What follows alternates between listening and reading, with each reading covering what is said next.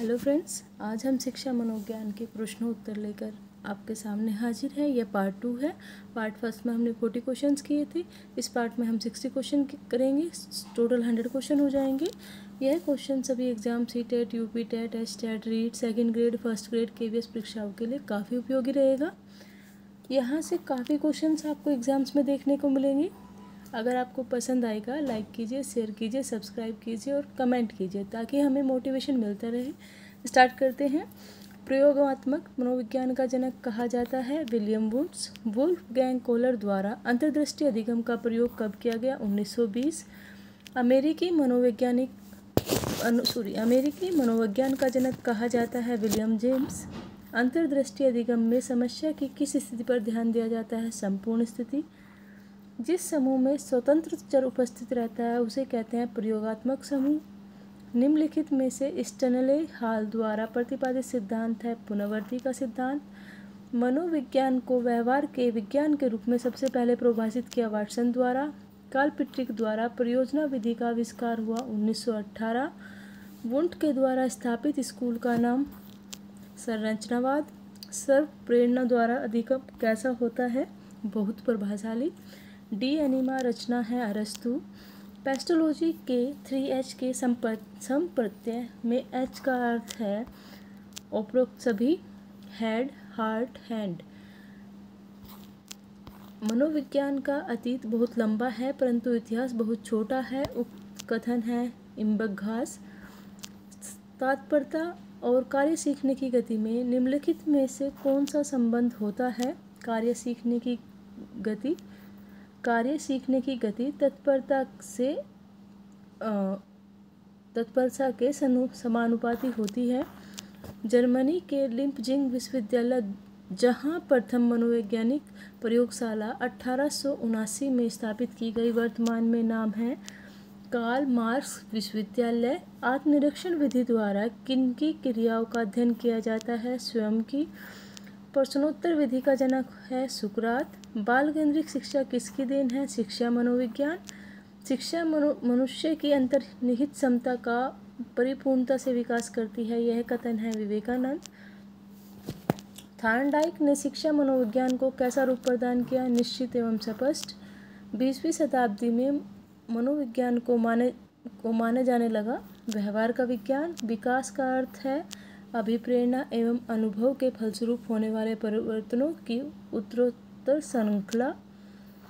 मनोविज्ञान को दर्शन शास्त्र से अलग विज्ञान दर्जा दिलाया विलियम जेम्स। निम्नलिखित में से कौन सा वृद्धि और विकास के सिद्धांतों से संबंधित नहीं है? वर्गीकरण का सिद्धांत।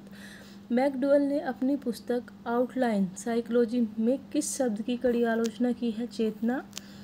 बाल मनोविज्ञान के अनुसार शिक्षा के क्षेत्र में मुख्य स्थान है बालक का। मनोविज्ञान का जन्म किसके समय दर्शन शास्त्र के रूप में हुआ? अरस्तु। एक बच्चे की वृद्धि और विकास के अध्ययन की सर्वाधिक अच्छी विधि कौन सी है? विकासीय विधि। शिक्षा मनोविज्ञान के मुख्य तत्व हैं सभी, शिक्षार्थी, सीखने की प्रक्रिया, अध्यापक। शिक्षा मनोविज्ञान के 3 मुख्य तत्व हैं शिक्षार्थी, सीखने की प्रक्रिया, अध्यापक। व्यक्तित्व विभिन्नता के मिलने के संबंध में एक अध्यापक की भूमिका होनी चाहिए। व्यक्ति के दृष्टिकोण, अभिरुचि और योग्यता को जानने का प्रयास। व्यक्ति आधारित पाठ्यक्रम को उनकी सहायता के अनुसार जानने की कोशिश। सर्वप्रथम मनोविज्ञान को किस विषय के अध्ययनकर्ता के रूप में स्वीकार किया गया? आत्मा। निम्न में से कौन सा मूल्यांकन के त्रिकोण का भाग नहीं है? शिक्षण अनुभव। मूल्यांकन के त्रिकोण का भाग होता है शैक्षिक उद्देश्य, मूल्यांकन, अधिगम, अनुभव। निम्न में से कौन सी समस्या शिक्षा मनोविज्ञान के क्षेत्र में आती है? शैक्षणिक पिछड़ापन। थॉर्नडाइक के व्यक्तित्व के वर्गीकरण का आधार है चिंता और कल्पना। शिक्षा के प्रति मनोविज्ञान का सबसे महत्वपूर्ण योगदान निम्न में से कौन सा है? अध्यापक द्वारा उचित शिक्षण विधियों को अपनाने में सहायक होना। निम्न में से कौन सा अधिगमकर्ता को अधिक स्वतंत्रता देता है? सृजनशीलतावाद। निम्न में से कौन सा विचारक के अनुसार शिक्षा व्यक्ति की भीतरी शक्तियों को उभारने की प्रक्रिया है? पेस्टोलॉजी। जब शिशु अपनी आँख, कान व हाथ के संबंध में सोचता है तो ये निम्नलिखित में से कौन से स्तर में शामिल होते हैं? इंद्रिय जनित स्तर।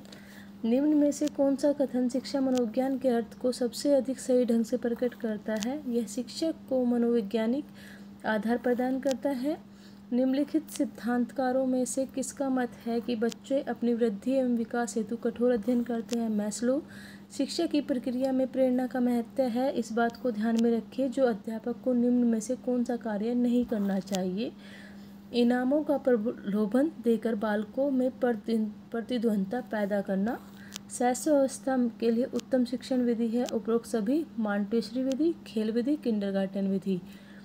तुम मुझे कोई बालक दे दो और मैं उसे कुछ भी बना सकता हूँ, यह दावा है वाटसन। प्रगतिशील परिवार में बच्चों में अपेक्षित कौन सा प्रेरक अधिक प्रबल होता है? उपलब्धि। निम्न में से कौन सा क्षेत्र मनोविज्ञान के अंतर्गत नहीं आता है? आर्थिक मनोविज्ञान। बाल विकास में गर्भावस्था में से किशोरावस्था का अध्ययन होता है। निम्न में से कौन मनोवैज्ञानिक नहीं है? John Dewey. एक औसत बुद्धि वाला बच्चा यदि भाषा को पढ़ने एवं समझने में कठिनाई प्रदर्शित करता है तो यह संकेत देता है कि बच्चा का लक्षण प्रदर्शित करता है पठन असक्षमता, डिस्कैल्सिया। निम्न में से शिक्षा मनोविज्ञान किस में उपयोगी नहीं है? पशुओं के प्रयोग में। सामूहिक अचेतन का संप्रदाय द्वारा दिया गया है। युंग। सूची 1 को सूची 2 से सम्मिलित कीजिए और नीचे दिए गए कोड से सही उत्तर चयन कीजिए। John Dewey, Titchener, Koffka, Watson. ये सूची 1 में है। सूची 2 में गेस्टलवाद, संरचनावाद, कृत्यवाद, व्यवहारवाद। अब देखो, जो जॉन डेवी है उनका संबंध है कृत्यवाद से, जो टिकनर है उनका संबंध है संरचनावाद से, कोफा का संबंध है गेस्टाल्ट, वाटसन का संबंध है व्यवहारवाद से। निम्न में से कौन सा विकास का एक सिद्धांत नहीं है? विकास वंशानुक्रम और पर्यावरण दोनों से प्रभावित होता है। शिक्षा मनोविज्ञान का संबंध है उपरोक्त सभी से: शिक्षक से, शिक्षण से, कक्षा कक्ष वातावरण से, विद्यार्थी से। एक प्रभावशाली अध्यापिका होने के लिए यह महत्वपूर्ण है प्रत्येक बच्चे के संपर्क में रहना। अधिगम ने प्रभाव को जन्म दिया है। थॉर्नडाइक। कौन सा युग्म सीखने में पुनर्बलन को महत्वपूर्ण नहीं मानता? टोलमैन व गुथरी। पारसांगिक अंतर्बोध परीक्षण TAT का विकास द्वारा किया गया। मुरे। थर्न स्किनर्स के अनुसार बच्चों में भाषा का विकास परिणाम होता है अनुकरण व पुनर्बलन का। शब्द समान तत्व निम्न में से गहन संबंध रखता है समूह निर्देशन से। इसी के साथ ये वीडियो ख़त्म होता है। आशा करते हैं आपको पसंद आया होगा। लाइक कीजिए, शेयर कीजिए, सब्सक्राइब कीजिए और कमेंट कीजिए। Thank you.